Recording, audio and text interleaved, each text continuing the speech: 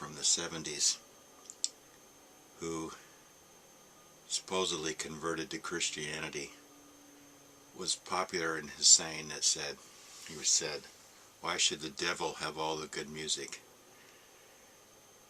And he ushered in what was before considered devil's music and profane in the sanctuaries.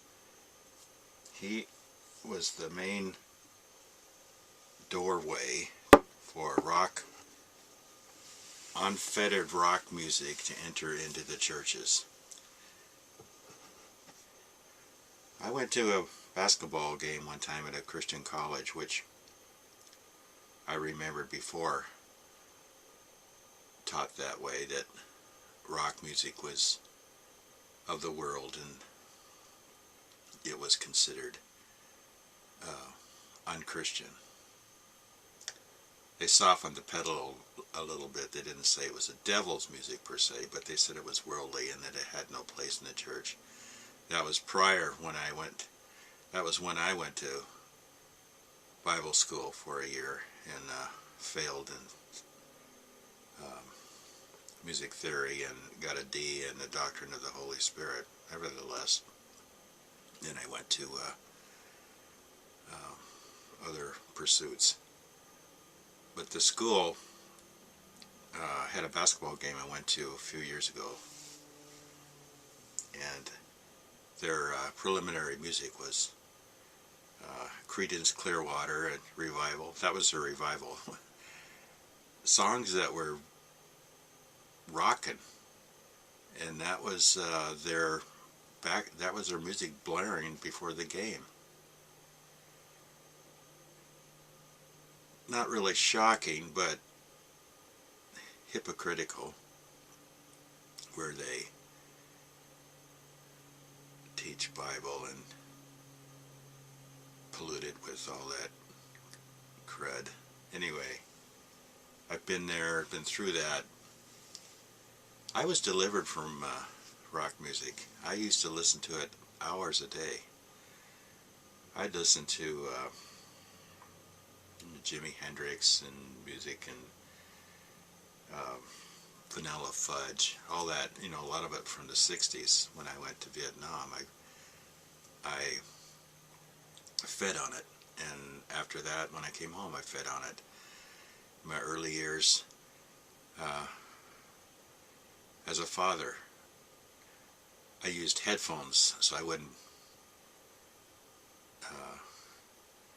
indulge the kids in it, but nevertheless, that's what I did, and until I was delivered from it, and I was the desire for it turned into a hatred and a despicable inclination to listen to it anymore. Now, I'm not talking about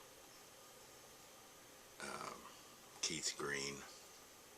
His music was Christian. He used some rock influences there, but it was not the fleshly rock music that you hear today and you see in the worship services. It's just amazing how people defended the worldliness of it, and the Bible clearly says in so many areas, and one in particular comes to mind, and that is that the grace of God that brought salvation appeared to every man, teaching us to deny ungodliness and worldly lust, to live sober and holy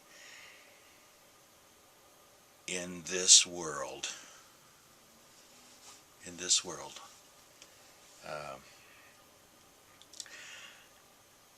For our adversary,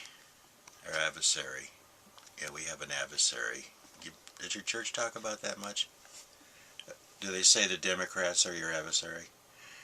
Well, our adversary is the devil, and he goes about as a roaring lying lion. It's not really funny. Seeking whom he may devour, teaching whom he may devour. And he does a good job of that. Don't underestimate the devil, and whatever the devil has, you don't want it. Why should the devil have all the good music? Makes no sense. The devil is corrupt. His music is power to draw people into the pit. It's worship, worshiping the devil. And then when you take communion, you drink from the cups of the devils, and you drink damnation to yourself. That's serious stuff, isn't it? And you justify your sin because you cannot live with yourself otherwise. You cannot acknowledge the fact, the truth, that you are a liar and walk in darkness.